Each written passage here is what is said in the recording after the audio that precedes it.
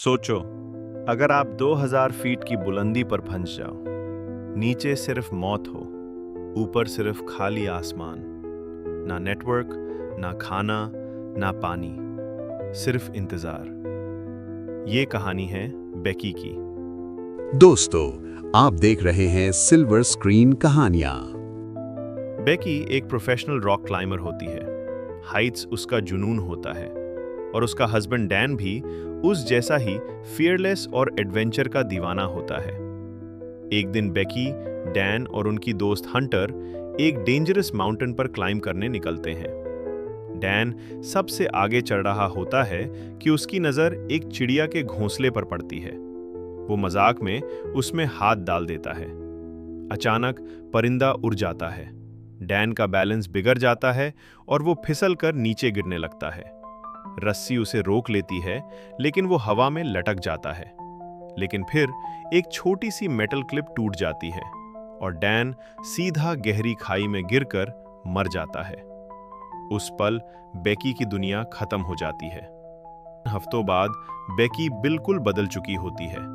वो शराब में डूबी रहती है, डिप्रेशन का शिकार हो जाती है।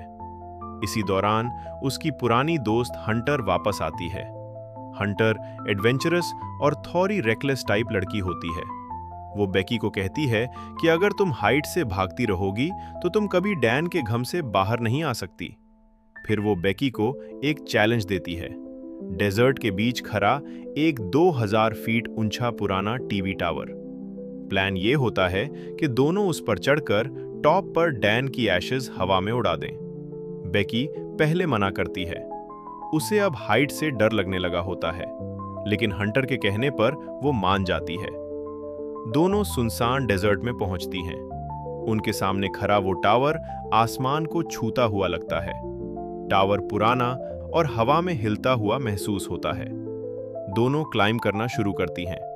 हर कदम पर मेटल की अजीब सी आवाज आती है जो बेकी के डर को और बढ़ा देती है। नीचे सिर्फ खाली जमीन और दूर दूर तक कोई इंसान नहीं।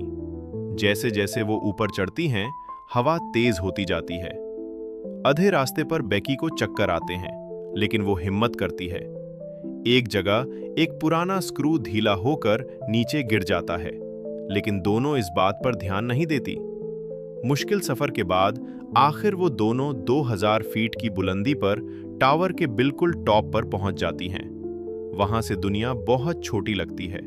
बेकी डैन की एशेज हवा में उड़ा देती है। उसे लगता है शायद अब उसे सुकून मिल जाएगा, लेकिन असली इम्तिहान अब शुरू होता है। जब वो नीचे उतरने लगती हैं, तो वही ढीला स्क्रू अपना असर दिखाता है और बेकी हवा में लटक जाती है। हंटर मुश्किल से उसे वापस ऊपर खींच लेती है।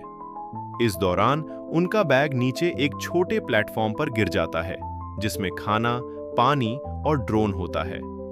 अब वो 2000 फीट पर फंसी होती हैं। मोबाइल नेटवर्क नहीं। नीचे लोग कभी कभी नजर आते हैं, लेकिन इतनी हाइट से उनकी आवाज कोई नहीं सुन सकता। वो फ्लेयर गन ट्राई करती हैं, लेकिन दिन का वक्त होने की वजह से कोई नहीं देखता। मोबाइल को रस्सी से बांधकर नीचे लटकती हैं ताकि नेटवर्क मिल जाए, लेकिन बेकार। हंटर मोबाइल को अपने जूते के अंदर डालकर नीचे फेंकती है ताकि गिरकर टूट ना जाए। फिर भी कोई रिस्पॉन्स नहीं मिलता। रात हो जाती है। ठंडी हवा चलती है। भूख और प्यास उन्हें कमजोर करने लगती है। इसी दौरान बेकी की नज़र हंटर के पांव पर बने टैटू पर पड़ती है। ये वही कोड था जो डैन आई लव यू के लिए उसे करता था। बेकी को समझ आ जाता है कि डैन और हंटर के दरमियां अफेयर था। हंटर रोकर सब मान लेती है। बेकी का दिल दूसरी बार टूट जाता है। फिर वो बैग लाने का प्लान बनाती हैं। हंटर रस्सी के सहारे नीचे उतरती है, लेकिन जब वो वापस चढ़ने लगती है तो रस्सी हाथ से छूट जाती है और वो नीचे गिरकर मर जाती है। लेकिन बेकी को लगता है हंटर जिंदा है। असल में उस वक्त से वो अकेली होती है। भूख, डिहाइड्रेशन और ट्रॉमा की वजह से वो हेलुसिनेशन का शिकार होती है। जब उसे सच का एहसास होता है तो वो बिल्कुल टूट जाती है। अब वो 2000 फीट पर बिल्कुल तन्हा होती है। वो ड्रोन को चार्ज करने की कोशिश करती है। हेल्प का मैसेज लिखकर भेजती है, लेकिन ड्रोन रास्ते में क्रैश हो जाता है। अब उसके पास एक ही ऑप्शन होता है।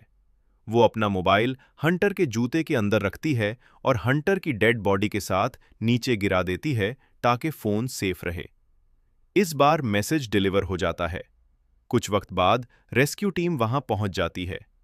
नीचे लोगों का हजूम होता है। हंटर की बॉडी उठाई जा रही होती है। बेकी के फादर वहां पहुंचकर टूट जाते हैं, लेकिन फिर उनकी नज़र जिंदा बेकी पर पड़ती है। वो दौड़कर अपनी बेटी को गले लगा लेते हैं। बेकी ने मौत को इतनी करीब से देखा होता है कि अब उसे जिंदगी की असली कीमत समझ आ चुकी होती है। ये सिर्फ हाइट का डर नहीं था, ये गिल्ट, बिट्रेयल और सर्वाइवल का इम्तिहान था। 2000 फीट की बुलंदी पर सबसे बड़ा दुश्मन हवा या भूख नहीं होती, इंसान का अपना दिमाग होता है। दोस्तों, आपको ये कहानी कैसी लगी, हमें कमेंट में ज़रूर बताएगा।